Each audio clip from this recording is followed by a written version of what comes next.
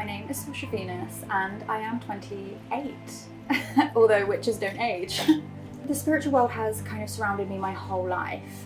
Other than just the cards, I would kind of scry anything as a child. I'd like look at the clouds and see shapes in them and kind of have meaning throughout my day, and I'd revolve it back to that.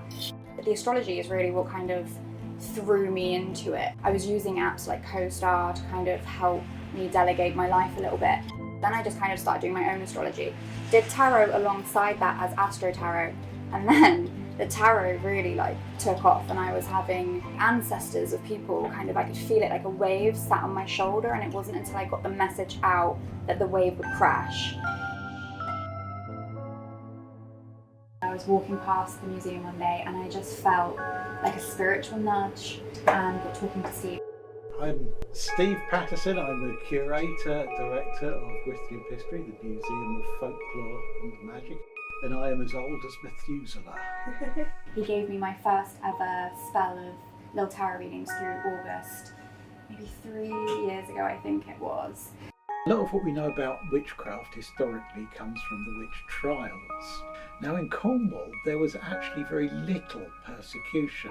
In fact, it seemed like ideas of folk magic and witchcraft were very much part of people's lives. In the 18th and 19th century we get what were called the White Witches and the Pellars. These were the sort of professional practitioners of witchcraft, and they could do charms and spells and divination. They could find lost things, they could look into the future. Steve and Binks, his partner, are also very interested in the astrology. I'm very grateful to Steve. Before I even set up for my readings somewhere, I decide whether I even want to do them there, because it's not always about the transaction of how much money you can make in that place. I do feel like it's the energy of that place altogether. The more I do it, the more inspired I am to keep on this path. And I find that I learn a lot from my clients that then I take away and sit in my own kind of solitude. A lot of people are very open. I rarely ever get any negativity for readings or people being like, oh, what's that, or what are you doing? Forever grateful for my mother as well. She is one of the biggest inspirations on me.